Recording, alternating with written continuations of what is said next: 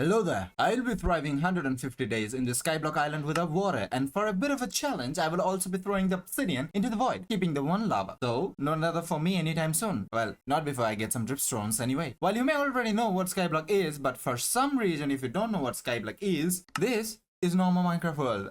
This is Skyblock. In Skyblock, you don't get infinite amount of block like a normal Minecraft world. Instead, you're thrown on a small island where there is only one tree. With that, we shall begin. So, the first thing I did was cut down this tree and kept the logs in the chest. Next thing I did was reshape this island, broke this leaf which gave me 2 saplings. I planted those 2 saplings, kept all of my valuables in the chest and opened my F3 menu to see the day count, and it was day 15. When I was AFK, one of the trees had grown. I punched the tree which gave me only 1 sapling. I planted it and again went back to AFK. Cutting trees and expanding the island is all I did for 4 days. On day 20, I made a new platform to grow more trees. Day 21 went as I was fiddling with some mods to make my life easier on this island, and I stared into the void for the rest of the night. The mods that I used are Picoro and Minihead. More about it in the description. Day 22, I used this trick to go down to y-64. Why? Because in this world, the only way to get water is by collecting rainwater. To collect rainwater, we need cauldrons. And to make cauldrons, we need iron. And for iron, we need to kill zombies. You see, zombies has 2.5% of dropping iron ingot upon getting killed by a player. In numbers, I have to kill a lot of zombies.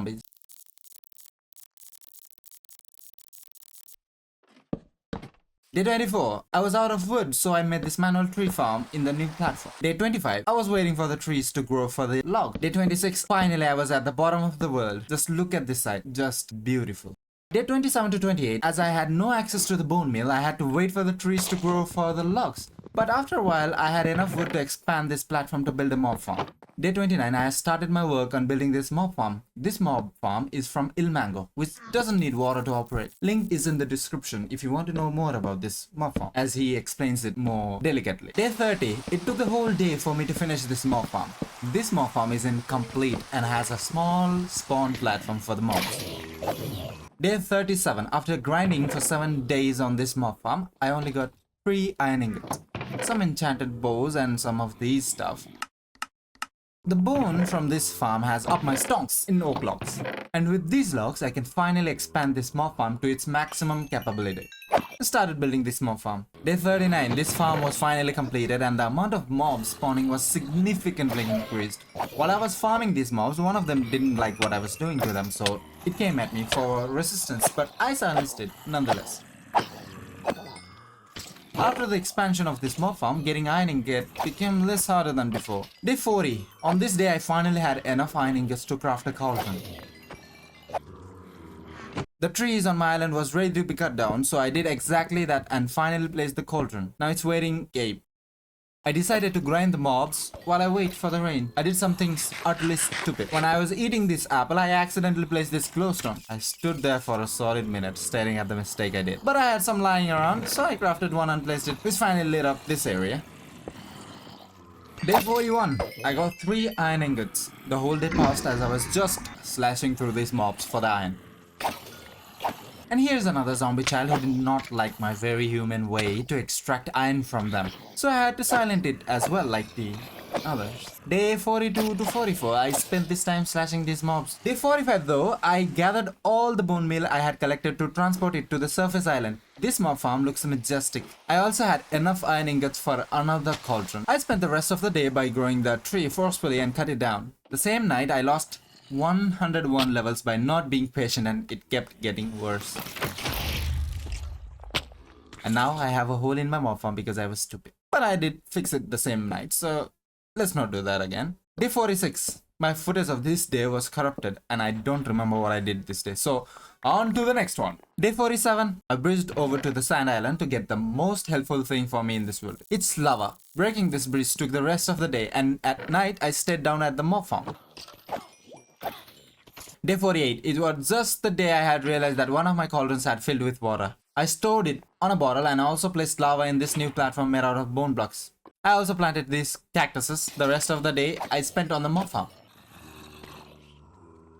Day 49 started with me getting another iron ingot and another one at the night. Day 50 also started with another iron ingot, and once again my stupidity got the best of me. 6 iron. It started raining, and after waiting for a while, one of the cauldrons was filled. And guys, I'm not hacking. It's a mod and I used free cam.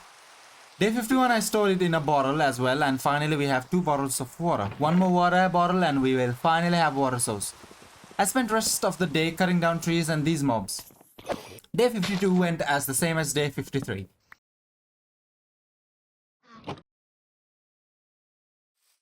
Day 54 though, it started raining but only for a short time. For the rest of the day I walked on this roof so that I wouldn't have to deal with the tall trees.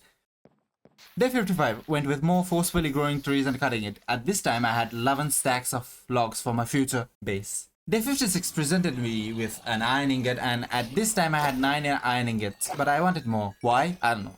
Day 57 started from me waiting for a zombie villager to spawn. I captured it in a boat. Other ones spawned as well. This skeleton killed it. Day 58, another zombie villager spawned, and at the end of the day I had finally captured both of them. Day 59 I got an iron ingot, which brings the total count to 50. And on day 60 it went to 16 on 6. I spent the rest of the day by cutting down trees. At night it started raining, which stopped the very next day. Day 61 there was no water in the cauldron. After some deforestation I crafted another cauldron, increasing the chances of getting water. I also crafted an iron pickaxe. I kept shifting the positions of the cauldrons in the hopes of better chances. I kept cutting down trees until day 65 while waiting for the rain to rain. Wait, what? Rain to rain? Anyway, now I have 33 stacks of logs after burning through so many wooden axe and bone meals. Day 66, I ran out of bone meals again, so I had to farm for more skeletons for bones, and it had rained. I went up to the surface to AFK there for a while, but day 67, no water once again. Disappointment. It seems I had ran out of luck. I placed the cauldrons apart from each other. Once again I had to wait for the rain, and while I did that I continuously sliced these mobs till day 69. The funny number. Day 70 I had managed to collect 11 iron ingots. Once again another zombie villager kid with a problem with my way of surviving appeared. And this time it had a weapon. A spoon. And this time it had succeeded on its objective to stop me. The rest of the night, deforestation till day 72. Day 72, it had started raining, and while I wait, I went down to the mob farm, still no water. When the rain had stopped, all of the cauldrons was empty. Day 73, I crafted the 4th cauldron to again increase my chances of getting water. Day 74 to 78, I gathering started strings and went on rampage mode until it started raining. And finally, 2 cauldrons was filled. And with that, I have the water. I used this neat trick to make another water source. I know I can also use water bottles to fill the cauldrons to get another water source, but I like it this way. I made cobblestone generator, and finally on day 78 I had access to cobblestone. I also farmed carrots for food. Day 79 I had finished mining cobblestones for the whole night. I also built this small pond for fishing. Day 80 to 81, after cooking some logs, I had managed to lay my hands on charcoal and on torches. And also I could finally smelt the golden armors I had collected from the mobs to get gold nuggets. Well, why do you need it, you may ask? Because we can cure the zombie villagers into normal villagers. How? Well, by hitting zombie villagers with potion of weakness and shoving golden apples in their mouth can cure them into becoming a normal villager. And for potion of weakness, we have to catch the witch and force her to throw the potion at these zombie villagers. Day 82, all the golden armors had been finished smelting and I had 18 ingots. With that, I had crafted 2 golden apples. I had already captured a witch. This part is a bit painful to watch. The first weakness potion had hit one of the zombie villagers and I fed it 1 golden apple. And while getting this witch to throw weakness potion at another one, I had gotten too close. I lost the funny number level as well. I spawned inside the mob farm, which did not go well. Finally on day 83, this witch had thrown a weakness potion and without losing a beat, I shoved the last golden apple in its mouth. Once again I had gotten too close to this zombie villager, which did not go well. And after that it just started to go downhill as I died again and again and again and again and again.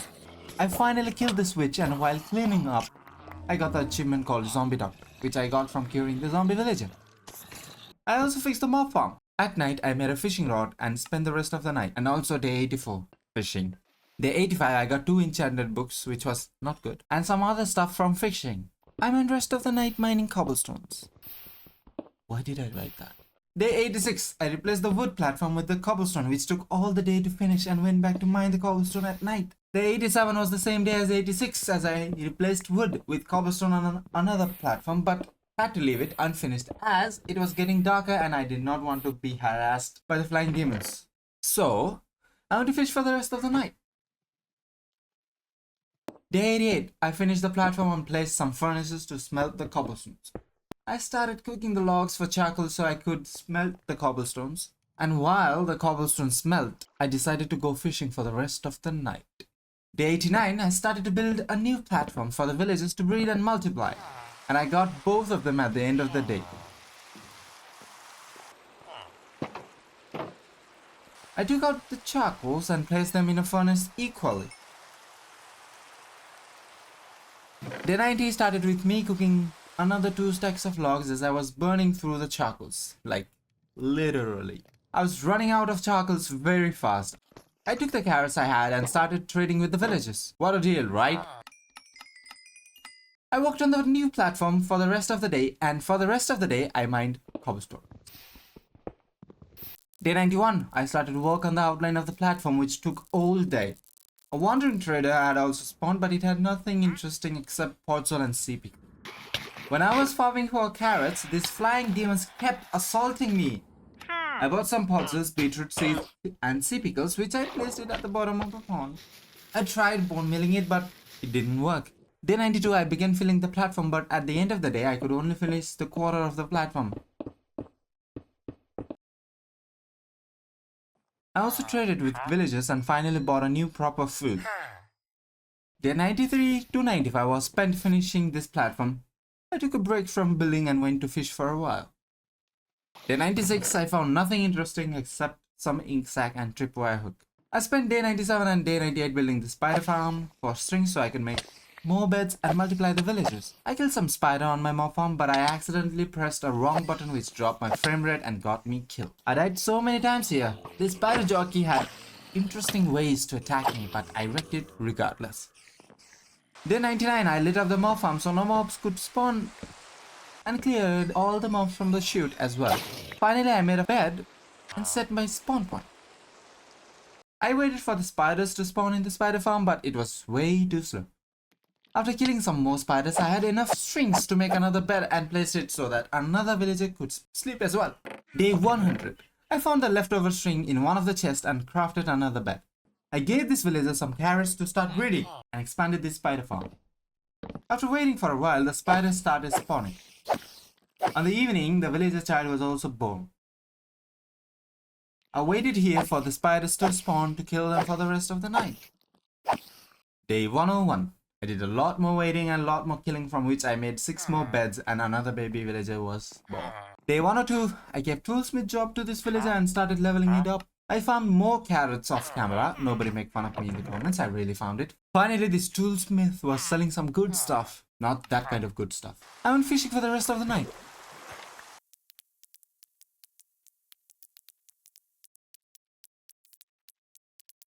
Day 103. I did fishing for the rest of the day, and at night the toolsmith was finally selling a diamond pick. However, the very next day it had a terrible accident. Very terrible.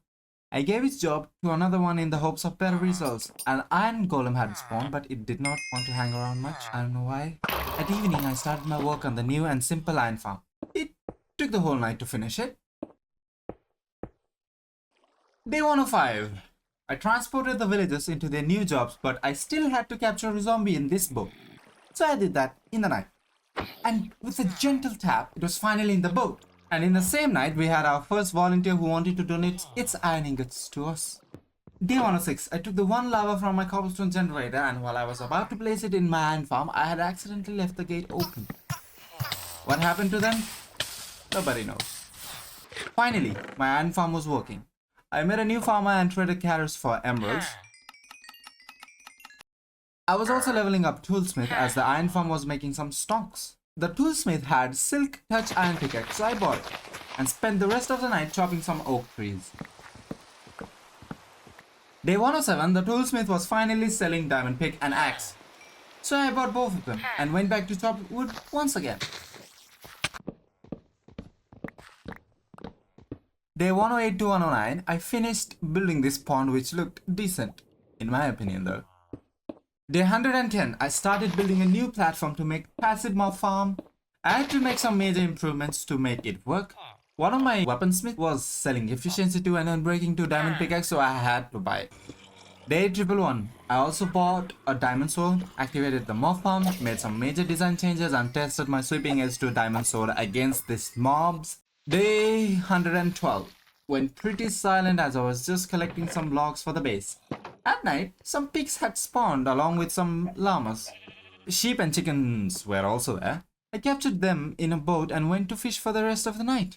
Day 113 to 115, I did some trading and waiting at the passive mob spawning area, and finally I had captured almost all the essential passive mobs. Day 116, I started building my base, which did take a lot of time. Unfortunately, I didn't have replay mode at the time of recording, as I don't know how to use it, but if you guys do want to see some replay mod tips from next videos, upcoming videos, comment down below.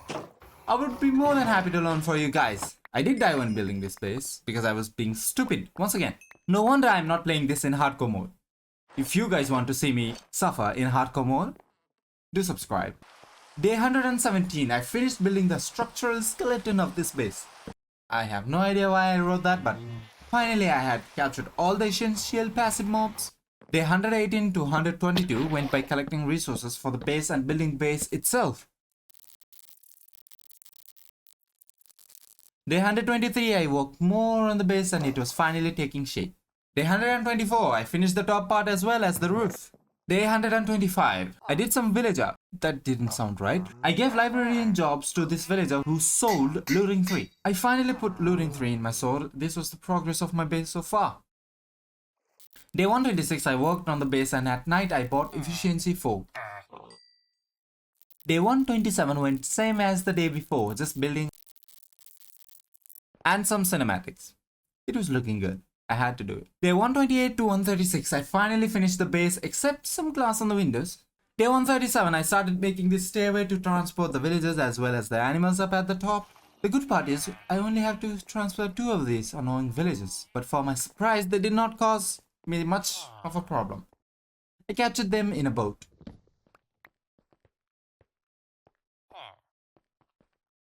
Day 138, it was time to transport these animals, and while transporting these pigs, one of the pig disappears as soon as I took my eyes off. I transported the rest of the animals and captured all of them in boats.